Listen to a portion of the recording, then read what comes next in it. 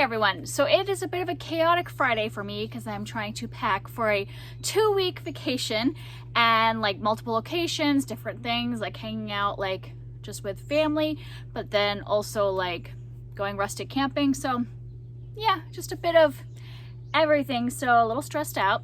Our washing machine also decided to break like yesterday as I'm like trying to like wash the last minute things. So I'm actually taking dirty clothes with me on my vacation. So because our first Airbnb that we are going to has a washer and dryer. So I'm like, this is what I'm doing now. I'm bringing dirty clothes with me on vacation because what am I supposed to do? It's like I don't have time to have them come and fix it and all that stuff. So lots of fun. It'll be fun when we get back home and don't have a washer ready when we get back home. Hopefully we could do laundry like at my friend's house like right before we leave. Yeah, so like I said, chaotic Friday, but I wanted to update you on what I'm reading because I didn't do any pre-filming, and so I won't see you again until I do my wrap-up at the end of the month. So I'm not doing a mid-month wrap-up this time because I haven't read a ton, as you could if you watched last Friday's reads. I'm not finishing a ton of stuff, and also I just don't have time to film anything else other than this quick video that I'm hoping will have very minimal editing. So if I fumble, I'm probably just gonna keep going. So yes, I have finished a few things and I'm in the middle of a few things. So let's just talk about the stuff that I've finished. So I talked about this last week. I have been reading the Song of Achilles for like the past month, and this one really surprised me actually, because it's not like I went into it thinking I wasn't gonna like it, but I've read a couple of books that are based around the Trojan War because I was doing a lot of Greek mythology reading back in like January, February, and every time I got to like a Trojan War type thing, I was like, I'm just not interested. I'm just not a battle scene or a war type person, like hearing about all the politics and everybody that's involved in the war. I just don't care. So I kind of figured I wasn't gonna like this one, but because it like really focused on the like relationship between Patroclus and Achilles, and it's told from Patroclus' point of view, which I mean, I don't remember exactly his role in the myth, but in this one, he is not really involved in a lot of the fighting. So we are seeing a different viewpoint there. So we're not really focused on a lot of the battle scenes. There are battle scenes in this, so don't get me wrong, but I just felt like it wasn't really like reading a war book and was much more character focused. So I did end up really enjoying this and had a good time. We'll continue to read her if she puts out some more things because I like the way she's doing Greek myths, how she kind of makes them more about the characters than just the plot, because I can read the plot of these myths anywhere. There's like a million different retellings, so I like kind of just diving into more of a character study, you know, and her kind of making the characters her own. And then I finished a book that I've been reading all school year.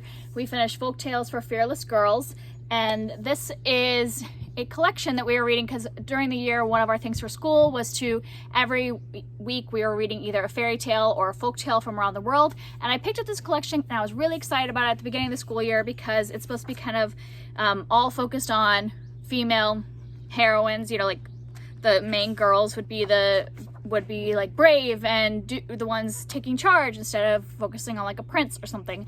And they're also from different places. So there's tales from Spain, India, Russia, all kinds of different places. And so I was really excited about this, but I have just not really enjoyed it. Like we finished the whole thing because I had bought it, and my daughter was enjoying the stories, but the thing that was bothering me about them is that even though it's, you know, folk tales for fearless girls, almost, I would say 90% of these still revolved around the main character getting married, like finding a man. Like the whole reason she's being brave is to get a man, or due to her bravery, she wins the man, or whatever, or like love at first sight type stuff, which I know is in a lot of fairy tales and folk tales, but I was kind of just hoping because this one was for fearless girls that it would kind of branch out a little bit, and it just didn't. So it wasn't quite what I was looking for, and I also just didn't really love the art style. Let me try to find an example.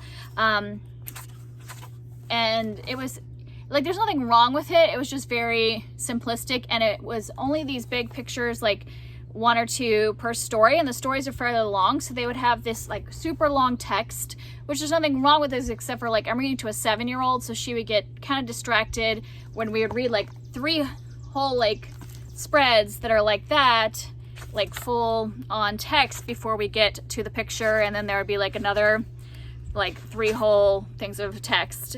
And so yeah, it just wasn't my favorite. Like here's another example of the artwork, like very kind of sparse, colorful, but just not really something that drew me in or like kept my daughter captivated in the story either. So I wouldn't necessarily recommend this one. It was a bit of a flop for me personally. And then I picked up a book this week that I was just going to read really fast because it's a new release, and I always read Riley Sager's books pretty soon after they come out. The House Across the Lake is his newest one, and yeah, this was a huge disappointment. I know a lot of people didn't like Survive the Night last year, but I found it entertaining. This one, I like actively hated this. Like I am almost considering giving it 1 star because I just really didn't like it. And the only reason I finished is because I have a hard time DNFing thrillers because I want to find out what happens. And in a lot of reviews, I checked reviews halfway through thinking, this is so boring. Is anything going to happen? And everybody's like, oh, the last like third is just mind-blowing. And so I was like, okay, let me see what the big twist is. And I just hated it. So like the first whole half, I was so bored because it was basically like The Woman in the Window. Is that the one? I've never read that one, or like Girl on a Train. I did read that one. It's basically like Girl on a Train for the first half, where it's just a woman who's getting drunk all the time, constantly drunk, so she's an unreliable narrator, and she's staring at her neighbors through binoculars. And that's basically all that happens in the first half of the book, and I was just so bored and waiting for something to happen. And then the second half was just ridiculous, and I'm sure there are going to be people that love this and love the kind of twists and the direction it was going in. I just did not. I did not like anything about it. I was not entertained, and that's what I want with a thriller. I just want to be entertained, and I wasn't. I just kept holding out, and it got to the end where I was basically not even really paying attention. I was like doing other stuff, and I was like, okay, I'm getting through this, but I'm barely listening at this point, and yeah, just didn't care about it at all. So least favorite Riley Sager book for me. Did not enjoy it. And the last thing I finished is I read another picture book for Jane Austen July. I read Brave Jane Austen, reader, writer, author, rebel, and this is like a little biography of Jane. Like I would definitely say this one, because I know last week I had read one that I wouldn't call a biography. It was just more kind of about her writing style, where this one I would say goes kind of and gives you a basic biography of life. There's the artwork if you want to see it, and this was fine. I didn't find it all that exciting because I guess I wasn't really super drawn to the artwork, and the one I read last week was so beautiful and I just loved it so much that this one was fine. This would be perfectly adequate if you wanted just a basic biography of the main points of her life with some nice pictures of pastoral scenes and other areas of her life. Yeah, I just realized the thing I looked at was kind of spoilery. So I mean, I liked the artwork just fine. It just didn't really call to me. But yeah, this was a perfectly adequate picture book biography, and I liked it just fine. I would share it with my kids if I was doing like a Jane Austen unit with them and like kind of teaching them about Jane Austen. I would be willing to read it to my kids. And then I have 3 things that I'm in the middle of because I've got like ebook and physical book and audiobook. So even though I have the physical book, I'm reading this on ebook. This is Hearthstone. I think I mentioned this last week. This is a Pride and Prejudice retelling, and I'm a little farther than I was last week. I'm 100 pages in. Once again, still not reading a ton, and this is kind of like the book I read before bed. I'm enjoying it. I don't know that it necessarily needed to be a Pride and Prejudice retelling. Like, the characters are there. Some of the famous scenes are there, at least so far. But I'm not really feeling those like vibes, the whole like Elizabeth and Darcy vibes yet. So we'll see as the like kind of their relationship gets more focus, because we're also having to build a whole world here. Like, this is about like dragon riders, and they hunt different creatures that are killing people or attacking farmland or things like that. Like, that's their job. And so we're building this whole world, and, you know, not to say magic system, but like, you know, the enchanted creatures and all that stuff. And so I don't know. You'll have to see at the end of the month how I overall feel about it. I'm liking it just fine right now. I'm just not like super absorbed in it. And then I am also reading Sense and Sensibility, and I am halfway through this, and I'm really enjoying this quite a lot.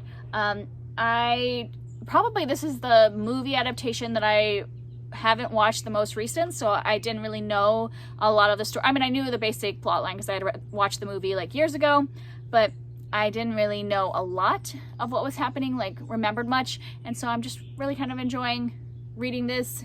Feels very cozy read to go through. I do have to say, like, I know that the villain in Pride and Prejudice gets a lot of talk about in the, like, you know, Jane Austen community, you know, for being kind of villainous, and I'm trying to be spoiler free because, you know, there's some people that still haven't read the books, but I would say the villain kind of character in this one is so bad. Like, I would say worse than the one in Pride and Prejudice. I'm like really not like enjoying him at all, and obviously you're not supposed to, but like I'm like, whoa, why aren't we talking about this guy more often and like about how horrible he is. So yeah, those are the, oh, and then I had one more because it's an audiobook. I don't have it physically. It's the new Casey West book, Places We've Never Been, I think it's what it called. I thought I wasn't going to read any more Casey West because I'm kind of, you know, not really interested in that genre anymore, that like YA teen romance, kind of cutesy romance. But I needed something just to have in my ears while I was packing, but something I didn't have to focus on completely, because sometimes you have to like really be focusing on packing and like analyzing, do I have all the right stuff? And so I knew I couldn't be like listening to Les Mis while I pack, because I wouldn't be able to really focus in on it. So I was like, let me just pick up the new Casey West, because I just saw it like available for my library for audiobook, and I was like, I'll just pick up that. And I think I only have like an hour and a half left, so I've listened to most of it, and it is perfectly enjoyable. It's not like groundbreaking. It's exactly what you would expect from a cutesy teen romance, you know, with a little bit of like, sorry, I think my neighbors are shooting off their guns, like they just do it for fun. So sorry that you're hearing that in the background. But anyways, yeah, just a cutesy teen romance with some angsty stuff, people keeping secrets from each other, miscommunication, blah, blah, blah. But like perfectly adequate for what I want it for. And so I would recommend it if you're just looking for something fun, light to kind of read fast, because I can listen to it very quickly and not have to pay attention to it completely.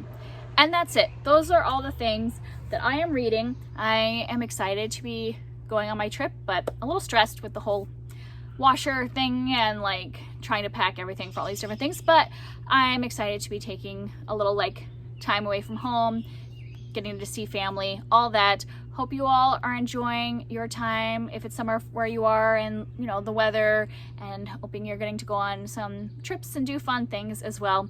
And I'll see you in a couple weeks when I wrap up at the end of the month. Bye.